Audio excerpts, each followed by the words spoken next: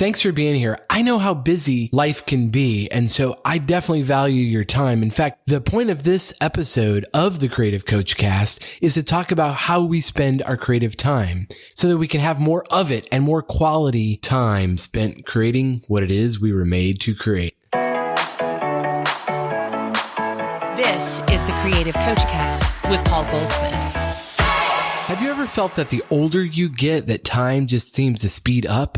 And we know that's not logical, but it just seems to be the case with all of us. And if you think about it, we all have the same 24 hours in a day, but I think the older we get, the more bogged down we get with responsibilities and obligations and overcommitting ourselves. So I thought springtime would be as good a time as any to tidy up our time and get more creative time out of our days. Because spring is a time of year that we double down and decide that we're going to do some spring cleaning to clean out the garage or tidy up that closet or clean out the junk drawer. Whatever it is, we know that the mess that we clean up now will revert back to the same unless we create new habits and a plan for keeping it organized. The same is true for our creative projects and dreams. If we don't set up habits and systems in our lives to achieve them, they just don't happen by default. So I'd like to offer you 3 spring cleaning tips to kickstart your creativity.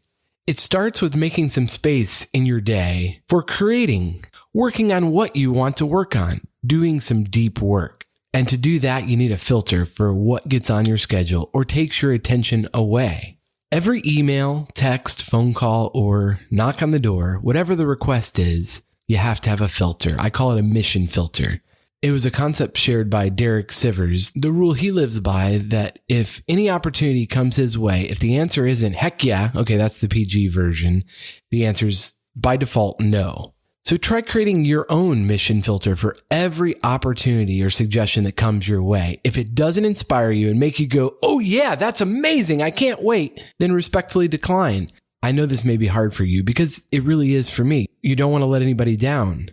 However, your time is too valuable to spend it on doing things you don't really want to do or you're not called in life to do. I have to add a caveat here. My faith leads me to believe that we should serve and love others in need, even when we don't feel like it. I'm talking about our friends and family and coworkers and neighbors, people that ask us to do things and we just blindly accept because we don't want to disappoint or have a hard conversation.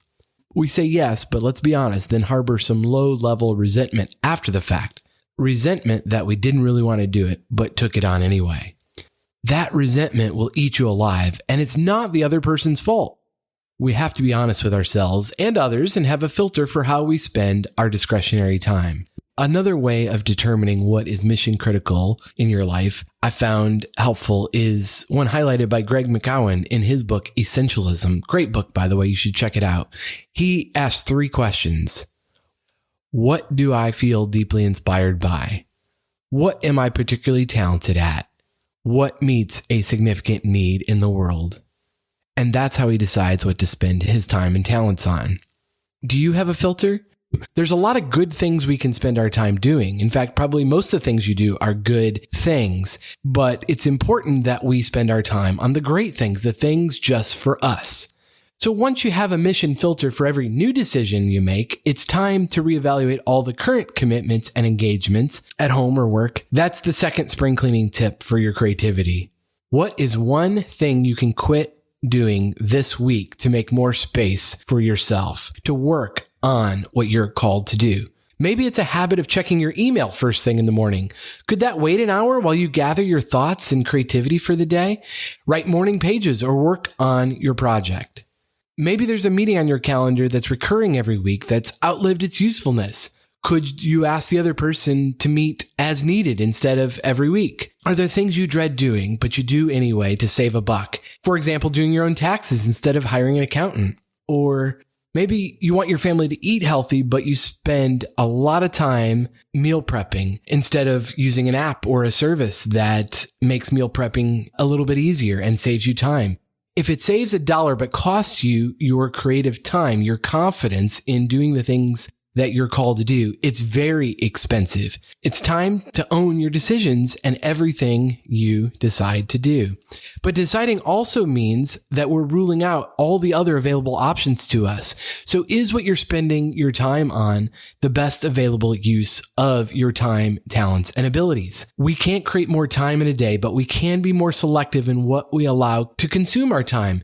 And quitting something that's no longer serving you is a great place to start. Moving forward with a mission filter will help you not take on any more obligations that you ought not to accept. But going back and renegotiating any previously made commitments or obligations is an important part of progress, of moving forward with clarity. As we move forward, there's the third and final spring cleaning tip for your creativity. Put simply, identify 3 things each day that you're excited about to move your creativity forward. No matter what else happens that day, if you do those 3 things, you can feel accomplished, like you've made progress. Have you ever had a day where you're busy all day, consumed, but when you look back, you don't feel like you got anything done? I hate that. It's the worst. But that's because we do a lot of things that were secondary to the things we really hope to get done. Being intentional about getting 3 mission-critical priority creative things done each day will give you momentum and the courage to keep going. If the last year has taught us anything, it's that the only certainty in life is uncertainty. 3 things done on our agenda each day. There's something about the rule of 3 that makes it stick.